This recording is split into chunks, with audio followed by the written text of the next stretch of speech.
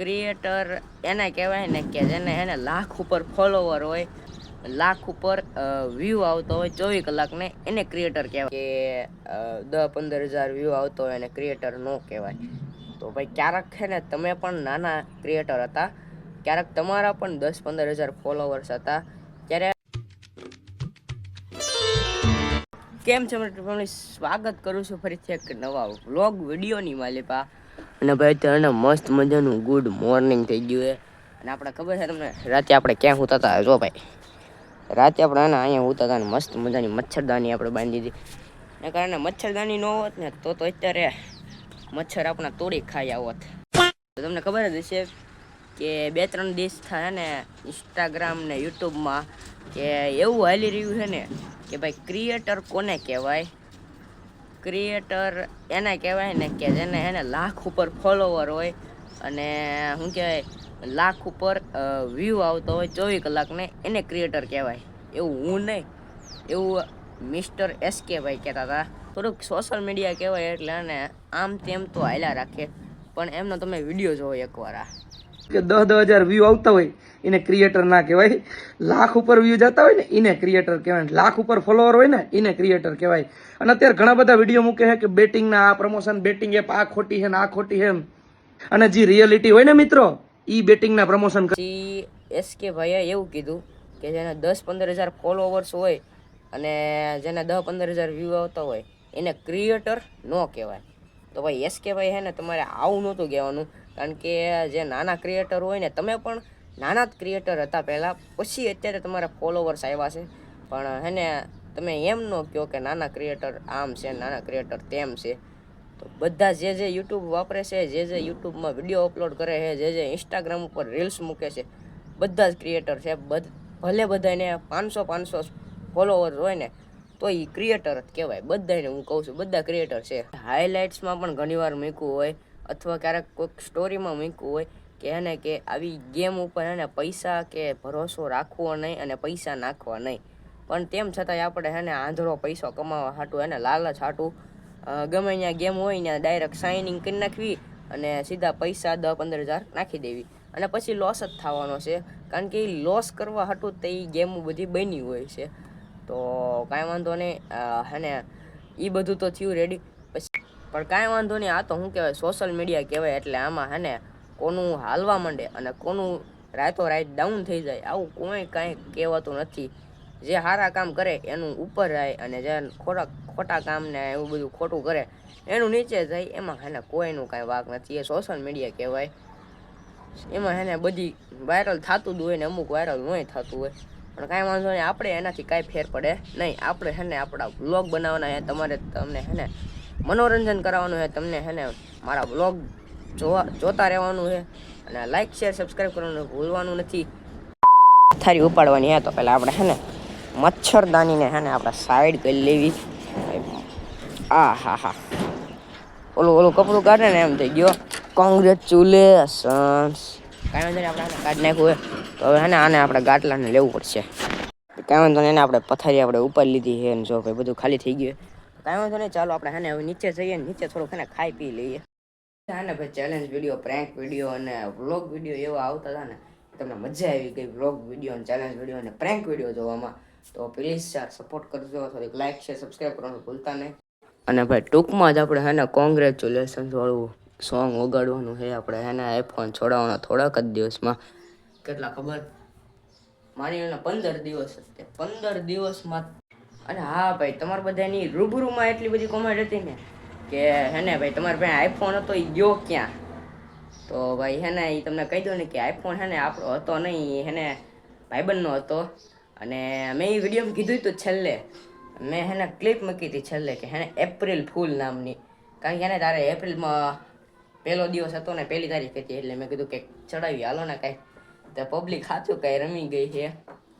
કાંઈ વાંધો નહીં, આ તો હે ને ભાઈ એપ્રિલ ફૂલ બનાવ્યું એટલે મસ્તી મજાક તો હાલ્યા જ રાખે. અને હા ભાઈ, એક મેન વસ્તુ એવી રહી ગઈ છે ને કે તમને બધાને ખબર જ હશે કે હું હે થોડો ઘણો નાનો મોટો ચિત્રકાર, પેન્ટર શું તે. તો જો આમ જો આ કોણ છે તમે ખાલી હે ને પણ ફોટો જોઈને કહી દો આ કોણ છે. અને જો એની સિગ્નેચર છે એટલે જોઈ લો. જરા કોમેન્ટ કરીને કહો ને કોણ છે. તમને બધાને કોમેન્ટ કરવાની જરૂર નથી, કારણ કે આ છે એપી વ્લોગ્સ પોતે. અને આ છે ને ભાઈ મેં મારા હાથે બનાવ્યો છે સ્કેચ. જે ન ખબર હોય ને એને કહી દઉં, પણ જો એક નંબર લાગે કે નહીં. હું હે ને થોડો ઘણો મોઢાનો શેપ નથી આવ્યો હજી, થોડુંક મને એવું લાગે છે, પણ કાંઈ વાંધો નહીં. હે ને આવું તો હાલ્યા રાખે. હજી તો આપણે હે ને શીખવી છે. જો શીખવામાં આવું બની જતું હોય તો પછી જ્યારે આપણે ફાઇનલ ટચ આપી અને ફાઇનલ જ્યારે આપણે શીખશું ત્યારે તો કેવું આવડશે. અને ભાઈ આ એક જણાની ભાઈ એવી કોમેન્ટ હતી ને કે ભાઈ તમે મિની વ્લોગ કન્ટિન્યુ રાખો. ભાઈ એક દી મિની વ્લોગ આવે ને એક દી નું આવે એવું ન કરો. તો હે ને ભાઈ આપણે મિની વ્લોગ તો આપણે એને બનાવતા જ નથી. આ તો હું કે જ્યારે કાંઈ એવું કાંઈ હોય ને મોટું કાંઈ ફંક્શન જેવું કાંઈ, તો ત્યાં આપણે બનાવીને તો ત્યાંના આપણે મિની વ્લોગ અપલોડ કરશું. બાકી રોજબરોજના મિની વ્લોગમાં તમને હું બતાવું એમ થાય. પછી તો તમે કંટાળી જાઓ, હું કંટાળી જાઉં. એટલે હે ને ભાઈ ક્યારેક આવું કાંઈક મોટું હોય ને ત્યારે આપણે મિની વ્લોગ પણ ઉતારશું ને લાંબા વિડીયો પણ ઉતારશું. મસ્ત મજાના આપણે આના ધાબા ઉપર આવી ગઈ. સમજો આ તમને શું છે ને તમને આજ કહી દઉં. હા હે ને ભાઈ જમ્પિંગ જેવું છે કાંઈક. જો આથી એને જમ્પિંગ થાય. જો કંઈ ખબર નહીં આ શું છે, એટલે પણ પડી જવાય આમાં ભાઈ. અને જેને પણ આ ખંભાની કંઈક ખબર હોય ને તો મને જરાક કહેજો. આ ખંભો એટલે નાખો હોય ને કે હે ને આ મચ્છરદાનીની દોરી છે રેડી, તો ઊંચી રહે ને, અને મચ્છરદાની ઊંચી રહે અને આપણે મચ્છર ન પડે ને એ માટે છે. આઈડિયા જો ખાલી મારો ભાઈ. બપોરે હે ને મસ્ત મજાનું ખાઈ લીધું હે ને હવે આપણે હે ને મેનારાની ને નહીં પણ યમદૂતને ઉપાડીને જવાનું છે. ક્યાં તમને બધાને ખબર છે? ઘરે હે ને મહેમાન આવે ને તેને મૂકવા જવાનું છે. કેમાં જવાનું ખબર છે? આમાં જવાનું છે. ચાલો કન્ટિન્યુ બન્યા રહે વ્લોગમાં.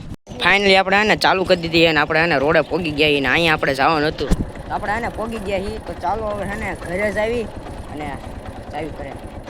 ફાઇનલી હે ને ઘરે આવી ગયા છીએ. ઘરે આવ્યો તો મને બોલાવ્યો કે એને રમવા જવું હે. ચાલો હે ને આ શેરીમાં આજ રમી નાખવું થોડું ઘણું. એટલે ચાલો રમી આવી. રમીને એક નંબર થાકી ગયા છે. આમ જો આપણો પરસેવો જો ખાલી તમે માથે એવો મસ્ત પરસેવો જમી ગયો ને. આમ જો બધા બહાર રમે તમને દેખાડ.